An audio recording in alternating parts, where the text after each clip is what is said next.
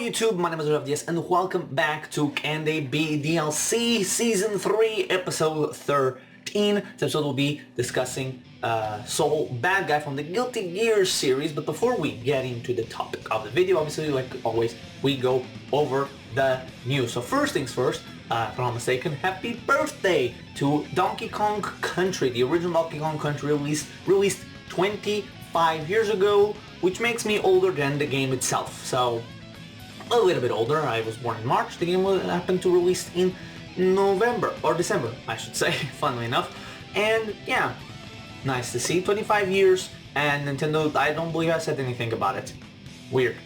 I don't even think the games are on the Super SNES, the SNES app on the Switch app, the Switch app for the SNES games. But anyway, other news. Well, what I predicted turned out to be incorrect.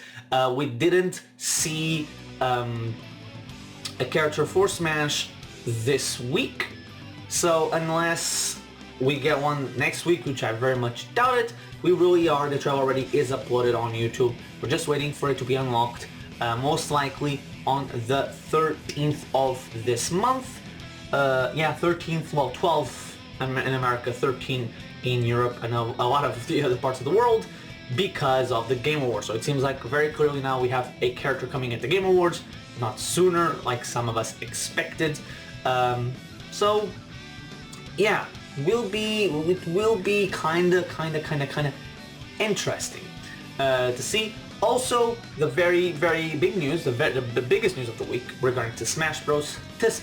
Regarding Smash Bros. Has been the basic deconfirmation of Resident Evil. Now, I've been a guy on this channel that has said from the beginning that I don't believe spirits deconfirm anything, and over time I still made that thought. I didn't think that spirits deconfirmed characters in the base roster, mostly because I thought, and I assume, I'm going to pre-assume correctly, and assuming, obviously I have to assume, I don't know, that those spirits were chosen because Sakurai laid down the plan for Ultimate and didn't know who was going to make it in as DLC eventually.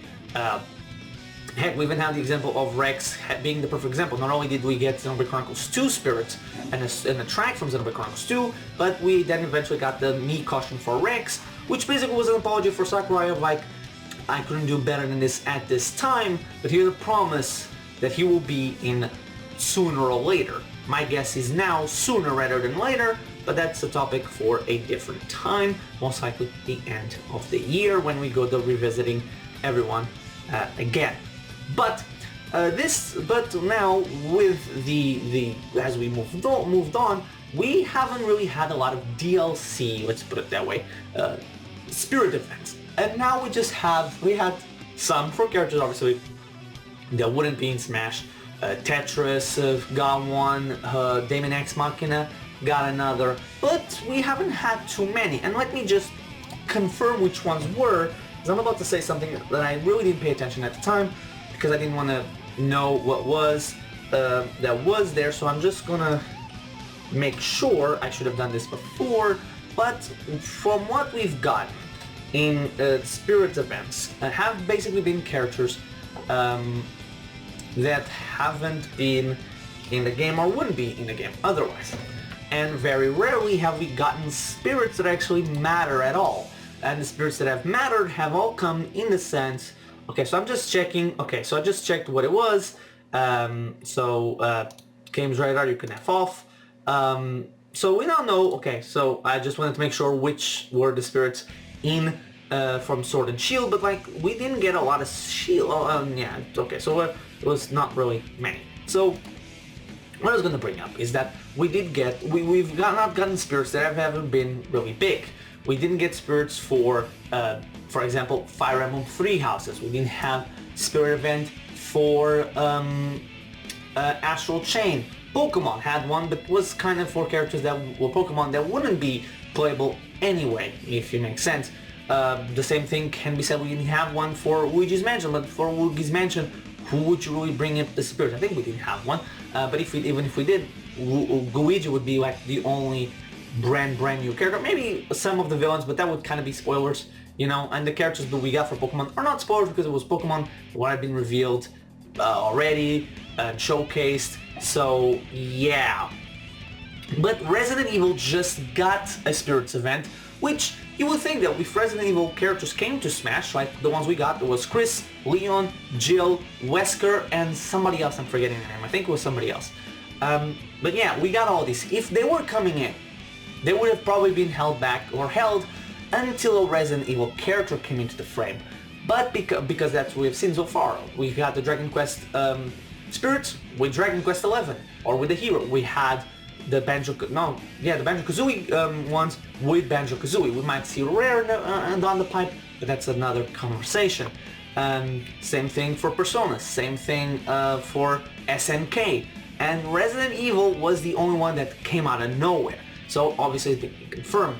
In a way, I'm kind of glad. This way we can move on from the Resident Evil discussion that plagued Smash Bros. For a while.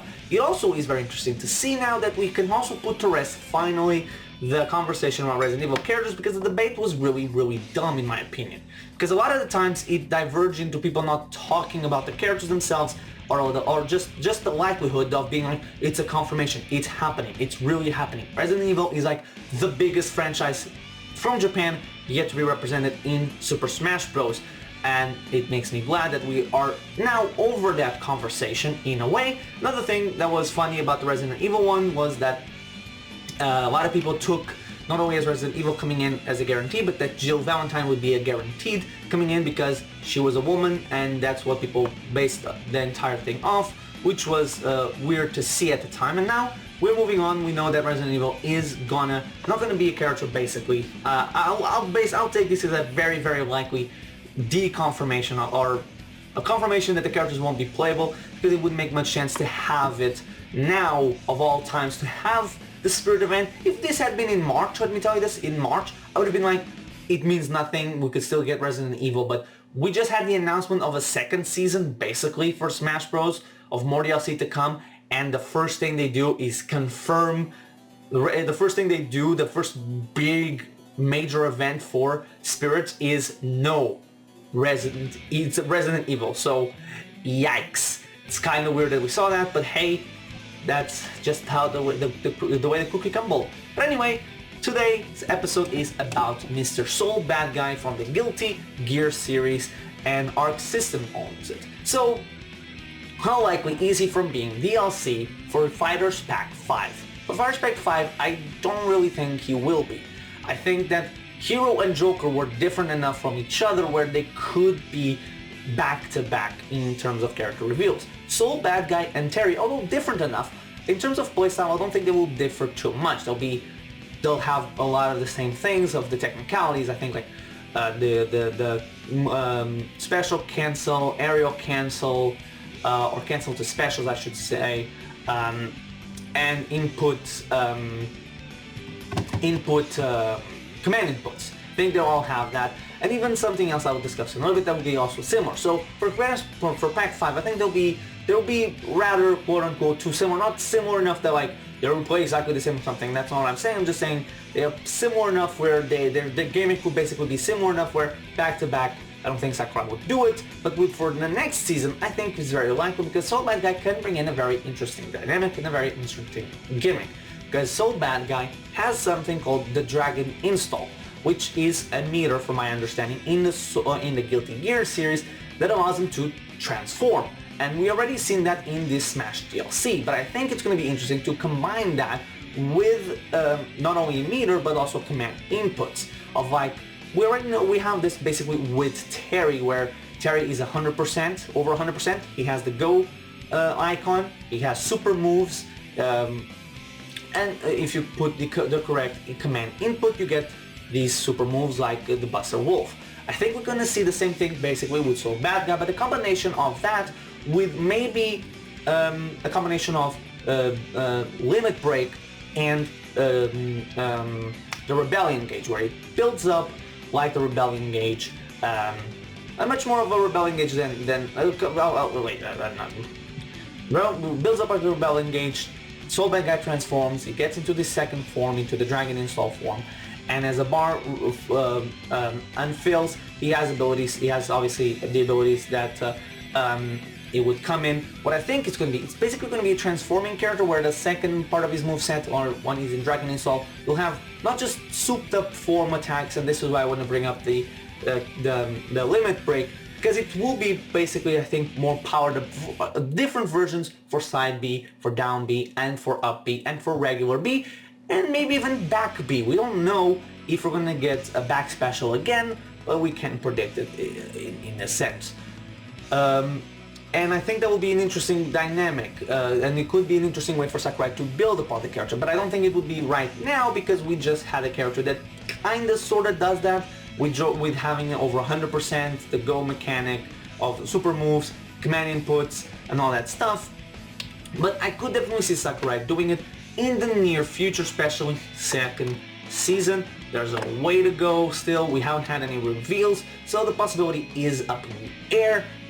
But how likely is he? Well, for 5 again, I don't think he will be. For second season, well, maybe a character like in the same spot as Terry, like the 4th character, or the character that's revealed in September, right before a really hyped character comes in. I think it will be cool. I think it has a shot. I say the Terry spot because although Guilty Gear is known, he's not known by the larger universe, let's put it that way. And a lot of people will recognize it, a lot of others won't, so it's kind of like a Terry yes, sorry about that, a little bit like the Terry situation, because although Guilty Gear is becoming more popular and he's even on he's also on Nintendo systems, so the Nintendo fanbase is already kind of familiar with it, it hasn't been too much in the spotlight, and I mean in most mainstream side of things, you know, but then again that's the pain, let's put it that way, the problem with fighting game characters. They're always a little bit behind because of the main, like, unless you're Street Fighter, Mortal Kombat, and Smash, and Injustice, not a lot of people are going to really be following attention or paying attention and following fighting games, you know? So that's why I'm saying, like, right before a very hyped character, or like being announced with somebody else, or in a duo, I don't know, it will be interesting to see, but you never know. High likelihood, one of the less likely fighting game characters, but because of the gimmick, I think Sakurai could create a very interesting moveset, and he himself said it, it's more important to be fun than recognizable, so if the decision came down to him versus, say, Sub-Zero and Sakurai, I was like, I can make a more interesting and more fun gameplay style with Soul because of the transforming mechanics. I think I'm gonna go with him instead of Sub-Zero or Scorpion or whatever. It will be interesting to see, but also I could see him becoming a fighting game or a character that comes in with a fighting game character, like maybe Mr. Heihachi, who could also be character pack 5. I don't know how different he would be from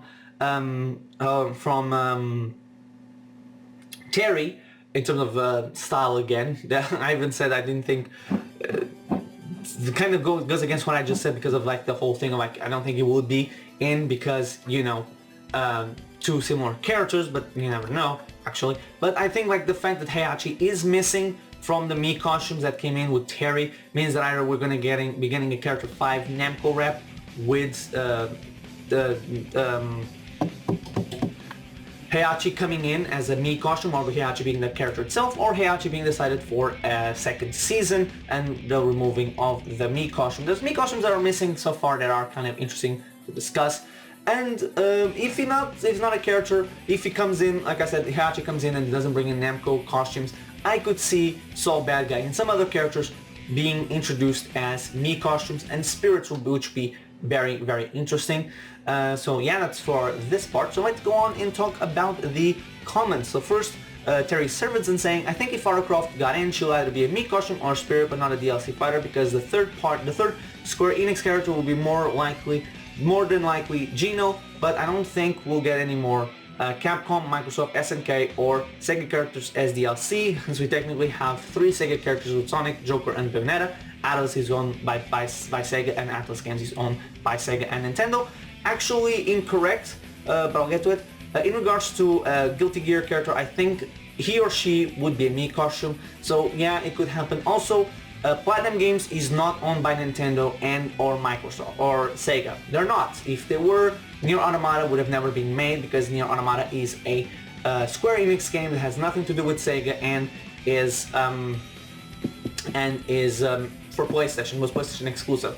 Bayonetta is owned by Sega, and Bayonetta 2 and we can speculate 3 will be owned by Nintendo or partially owned by Nintendo. So that's it. Platinum Games is a free independent company. They can work whomever they want. The Bayonetta they're only tied with Sega basically because of Bayonetta. It's kind of like them being tied with Konami because of Revengeance, and Square Enix because of Nier Automata. With Nintendo, obviously they have a lot of history outside of Mad World and Bayonetta. Recently Astral Chain, One for 101. So yeah, I'll say this. I agree with you. I don't think we're gonna see Microsoft, SNK, or Sega, Capcom, Sega, and Square Enix getting a character in this pack. Gino, I think it's a character outside of the pack. It's the first individual character of Season 2. Kind of a bonus if we don't go into a if we go into a Fighters Pass situation in the future. But like for this Fighters Pack, I could see I don't think SNK would get a character right away because of like the songs. If it wasn't for the music, I would say like, yeah, SNK is gonna get a second character either in this Fighters Pass or the next Fighters Pass, but with the 50 song track, I doubt that we're seeing SNK until like the next game.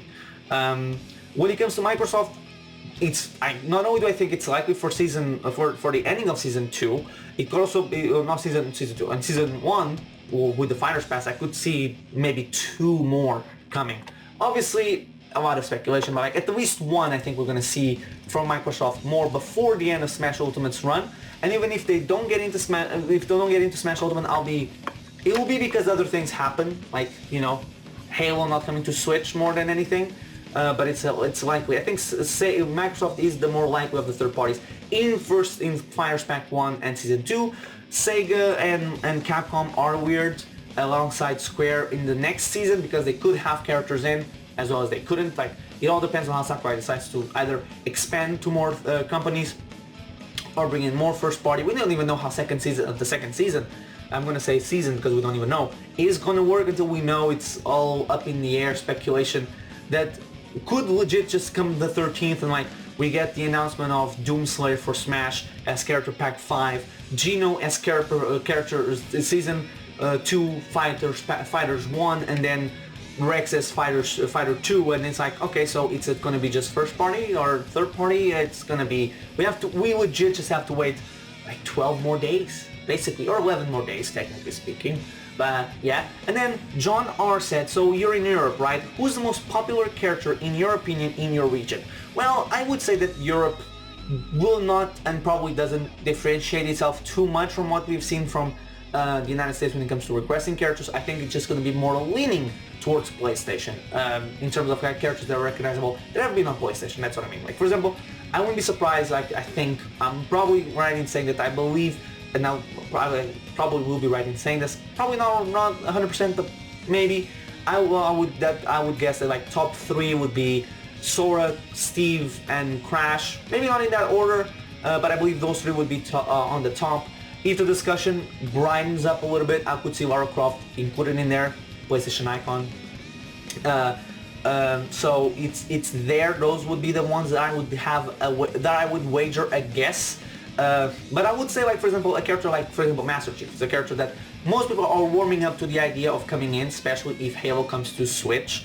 Like it's been rumored for ages at this point, which we legit don't know when that could be announced, if ever it's going to happen. But if it does happen, let's assume that it does happen, I would say that people in Europe probably won't be maybe for Master Chief they would be because it's Halo. I was going to say Halo, but if it was like something like Gears of War, people probably wouldn't as much because outside of the UK, the Xbox brand is basically non-existent in Europe. It's very small. So I would wager that most people would not be like, oh yeah, well, a lot of people already aren't, but like if the possibility opens up, if we start seeing more Microsoft company characters getting, or franchises getting into Nintendo systems, people will be more open. But I do still believe that Europe would be much more like, I don't know about that one or that one, but like I would guess that those 3 that I just said of Crash, Sora, and Steve are the most likely. ones, which doesn't differentiate itself too much from North America from my end, from what I've seen, especially with Steve and Sora, because those are just popular characters everywhere.